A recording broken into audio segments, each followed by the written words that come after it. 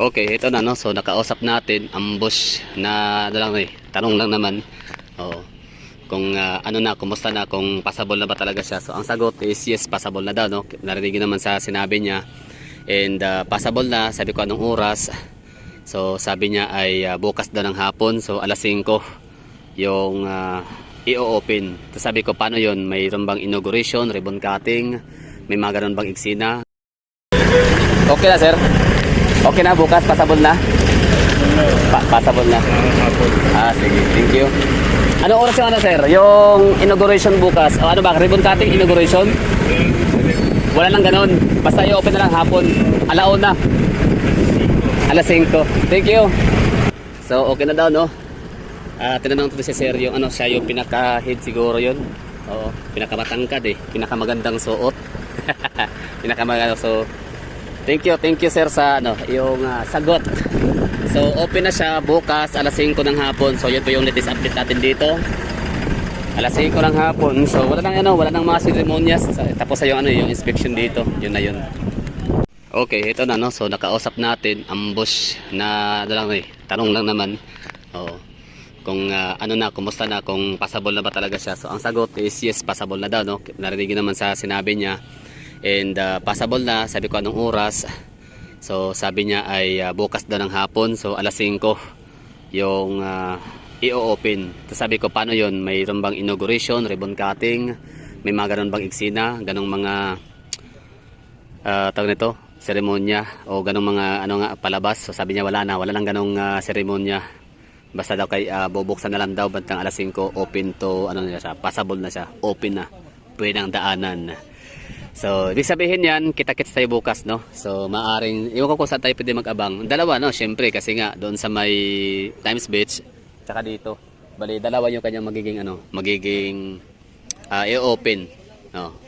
So, no more ribbon cutting, no more inauguration, walang dadalo, walang seremonya sa ganun. Basta kay i-open daw alas 5. So, maaring doon sa unahan, or dito, sa tawag nito, Times Beach, no? Sa may segment ng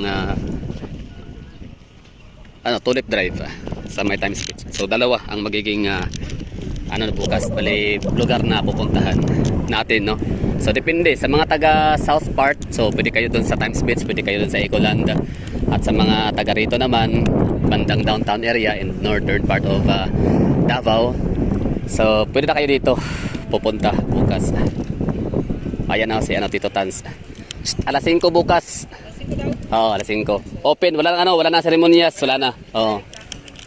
So no more seremonyas, no more inauguration, no more ribbon cutting. So open na siya bukas alas 5. Okay?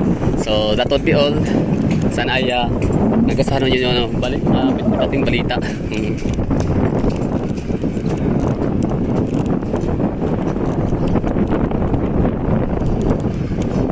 Bali, itong kabila, okay na to. Ito na yun, no? Final apply na yan, ha? Tapos itong ating dinadaanan ngayon, hindi pa to. Kulang pa to na isang layer.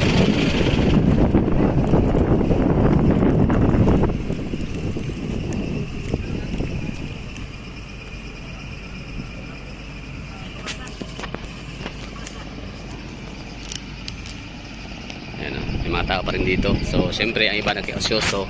Ang iba dito natatrabaho. So, doon sa usapin na yung mga haka-haka, mga mga assumption lang 'yon. So, walang katotohanan yata 'yon, no? Kasi kita naman natin. So, 'yun na yung inspection nangyari na, naganap na, nagawa na.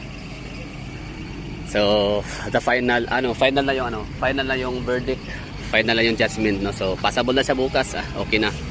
Positive, very good. Di at least, no, magagamit kahit dalawang lane lang muna, two-way lane, single lane per lane. So very good.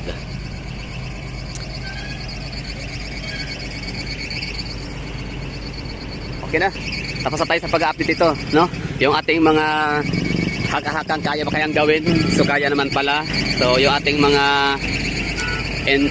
perception, assumption, speculation, kung okay ba, pasado ba sa quality, yan ang nagawa na nila, pasado na. So that would be all. Thank you for watching and bye-bye. Ingat kayo lahat dyan. Mabuhay Davao, Philippines. Salamat, Tatay Digong. Oo nga pala, may nagsabi na ito daw pundo daw sa China. Hindi to sa China. Ang sa China kasi yung ano lang mga tulay. Yung Davao Samal Bridge tsaka yung ano, tulay sa Bukana at iba pa. So, yan lang. Bali, pwede nyo kung ano ha, i-request baka meron kayong pwedeng ipapa-update sa atin dito sa Davao City Development, lalo na sa mga downtown area. So, let me know in the comment box. Dahil ito na, natapos na yung ano natin dito, pag-update sa Davao City Coastal Road. Like, ito na yung pinaka-final moment ho natin na aabangan itong mga ginagawa nila. So, narinig na nga ulit no, na bukas passable na by 5 PM yung open. No more ribbon cutting, no more inauguration, no more ceremonies na mga kagaya nun. Basta kusa na lang na siyang ano, bubuksan by alas 5 ng hapon. So, yun lang, nakakatuwa lang no, na talagang natapos na to. Kahit paano, hindi pa siya 100% tapos kasi nga yung kabilang lane hindi pa nagawa no, kasi nga napakahuli or napakatagal na naisaayos, napakatagal na nasitil yung right of way. So, ngayon, okay na yung right of way. Wala nang makakahadlang pa, no? Dire-diretso na to dito. Nakakatuwa. Kita nyo naman, no? Ang kabilang lane. So, ginamit mo na siya as two-way lane, balikan, papunta, no? Paloob, papasok, or palabas. So, yan yung, ano, nagiging nilagyan ng asfalto. Yan yung magiging daan natin bukas ng hapon, alas 5. So, right side, tapos na. Yung sa left side naman, ay hindi pa no. So lalagyan niyan mamaya ng konti hanggang sa mamayang gabi, madaling araw, basta madali lang talaga matuyo ang asphalt. Kaya okay na, we're good to go na.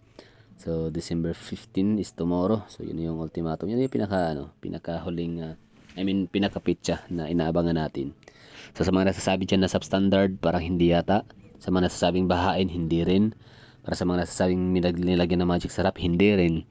So para sa mga nasasabing na pressure sila dahil sa sinabi ni PBBM, so I think hindi rin. Kasi yung mga engineer yan naman ay nagpapakatotoo talaga no, kahit pa nagmamadali yung may-ari. Pero since sila yung sila din kasi yung babalikan kapag na-back job yung trabaho.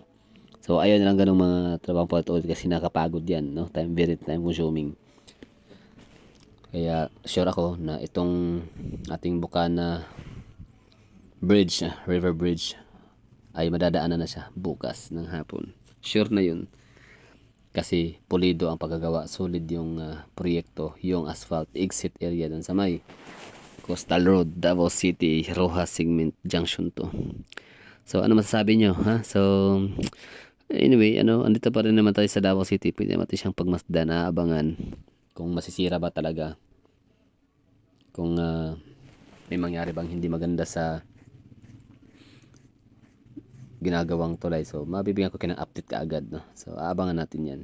So as of now, tiwala muna tayo sa ating mga taga City Engineering Office. Isa sila sa pinaka outstanding na performer na government agency dito sa Davao City. So that would be all. Thank you for watching and sana nagustuhan nyo. Sana nahatid ko kayo ng balitang maganda.